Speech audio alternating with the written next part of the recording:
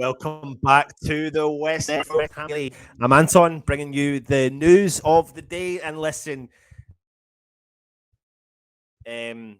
we've got a few days left in the window and we're getting some not great news coming through. Now, listen, we did bring to you last night the news that West Ham's new signing, Danny Ings, faces a spell on the sidelines after suffering a knee injury on his debut against Everton on Saturday. We did bring him in for about £12 million last week to boost our goal-scoring threat, and his injury will be a huge frustration to West Ham fans, to David Moyes, who are set to be without the striker for a few weeks. Now, he's been ruled out of Monday's FA Cup trip to Derby. And of course, he is ruled out for and expected to miss the Premier League games against Newcastle on February the 4th and Chelsea on February the 11th. However, West Ham are optimistic that the injury is not that serious and hope that he could be back to face Tottenham on February the 19th. Now, injuries are a thing that people associate Danny Ings with. He suffered two major injuries, knee injuries, in the past, but his latest injuries is not linked to those. And he came on as a substitute with 18 minutes from the end of the game on Saturday's 2-0 win over Everton and was caught by a late tackle in the closing stages as West Ham recorded a very, very important win. Now, I've titled this show, "The Injury Curse Strikes Again." We do seem to have this little voodoo thing kicking over us when it comes to strikers or players, that when we're picking up a little bit of momentum, suddenly something goes against us. You just have to look at this season for an example with how Scamacca's not had a chance really to bed into the team, and of course Scamacca is now facing a little moment on the sidelines as well.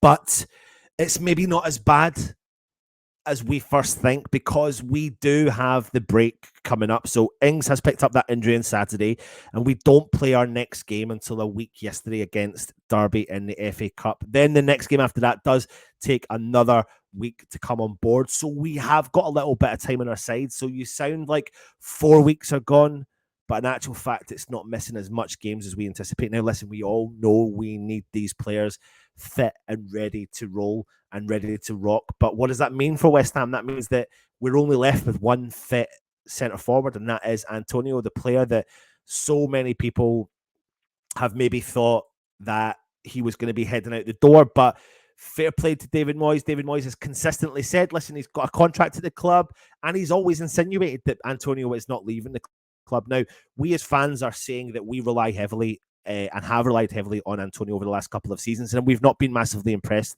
with his performances in a West Ham shirt. Of course, we've not. Absolutely bloody not.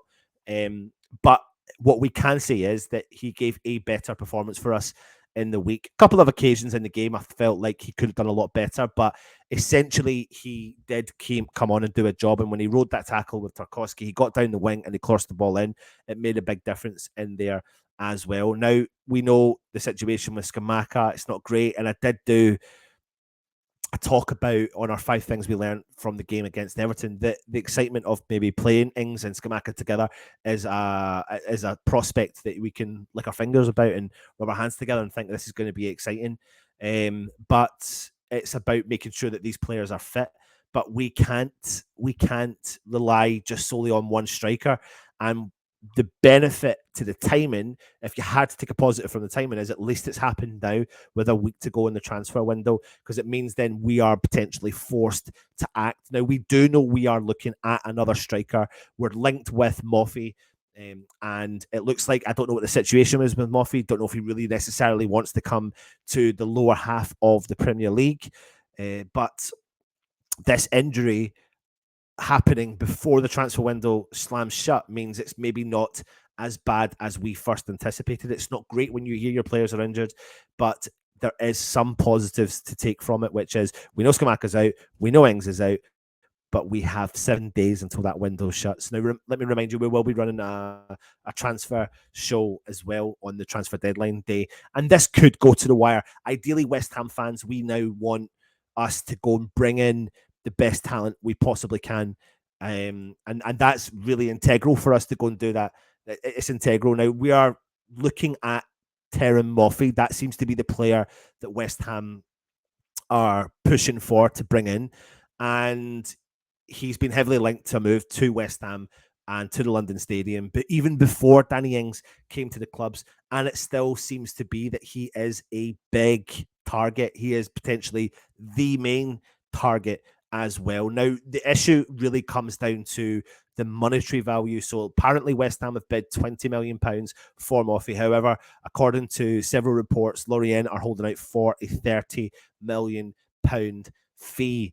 But we need to bring someone in who can hit the ground running, and that is what really Danny Ings was all about. Now, the fact that Moffi remains a target for West Ham is positive, but not bringing him in now is worrying, and why the deal seems to be stalling.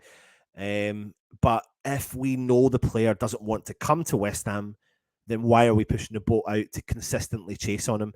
So that's my concern: is, are we chasing a lost cause? Is this another lost cause for West Ham? Now, Moffi is and has been in good form for Lorient this season. He scored 12 goals in 18 League One appearances. In total, he's registered 35 times in 95 outings for the French club, which is not bad for a 23-year-old. He's amazing in terms of his state of mind of the game. He ticks all the boxes as well for what maybe David Moyes is particularly looking for. And he is a class talent, Nigerian international. But will he want to make the move to a club that are sitting in the bottom half of the Premier League?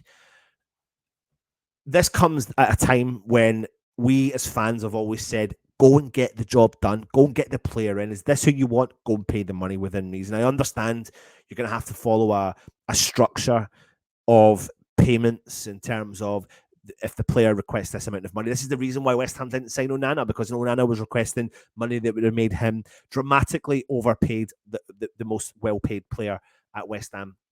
And that was not going to work for us because we were following that system. But at some points in our career and our lives as West Ham fans and as a team, we want to push up that league. And if these are the sort of players that potentially can make the difference, then we need to push the boat out and try and get a deal done. We need to try and get a deal done. Is Moffi the man that can come in and replace Antonio, or are we going to have to rely on Antonio until the end of the season?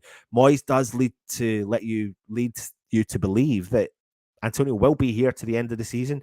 But if West Ham can generate 10, 12 million quid for a player that hasn't been performing to the highest level and invest that 10, 12, 13 million quid in Antonio, put that together with the 3.3 million you've got from Dawson, you're nearly halfway or you're nearly 2/3 of the way through bringing in this player who you seem as like a little spark in the Premier League. And to be honest, one of the biggest things is we're creating opportunities. We're not putting the ball in the back of the net. I've said it week in and week out. And sometimes you think if you put a player in who can be at the right place at the right time, then you need to give him a shot. I mean, I go on about Devin Mubama, but you've got a player there that's prolific in all age groups, 21s, 18s, no matter where he plays, he's scoring goals. And I've always felt like give the youngster a chance. And we all know the story, and I'll talk about it in Hammer's Headlines, about the system with the young players in and out at West Ham. Pierre-Emerick situation, which I'll talk about in Hammer's Headlines, so I'll hold that one thought. But for me, if a player's got something about them, I don't see how putting Devin Mubama in this team, surrounded by the quality that he's got, giving him the opportunity when he can't get a shot. I don't understand that. That's the part I don't agree with on David Moyes. I don't get that whole, we need to bet him in. Like, some of these players in the world get given that chance. And someone like Devin Mubama, right now, when West Ham are struggling for forwards because they've got 4 weeks, Derby County, what an opportunity for Devin to come in, step in, and show us what he's capable of doing. There is his opportunity. Go in, smash it, take the game to Derby. Yeah, okay, it's against lower league opposition, but we can do it. He can do it, and he is more than capable of doing it. And you know what? If he turns up and doesn't perform in his first game, give him a second game. Give him a run out from the substitute bench. I don't necessarily, and people will always reference us going back to the era when we had Sam Allardyce and they threw the youngsters under the bus when we played Nottingham Forest and got beat 5-0. Or we talk about the occasion where Mipo Debiku came on against Manchester United and it just did not work out and his confidence was shot. The Devin looks a little bit different. Devin looks like he's got a little bit of something about him that maybe Mipo didn't have. The key element here is Danny Ings is injured. He will miss up to 2 Premier League games. Kamaka is injured. He will miss up to potentially 2 Premier League games. You could be having the 2 players coming back at the same time in terms of the Tottenham game. In the meantime, we are in the market for another striker, but why not give Devon that chance? Put a comment in. Let me know what your thoughts are on what I've said. If you're new around here, please cheekily give it a subscribe. Why not support the channel as much as you can? Hit the thumbs up, leave a comment, give us your honest feedback. Thank you very much, and stay safe.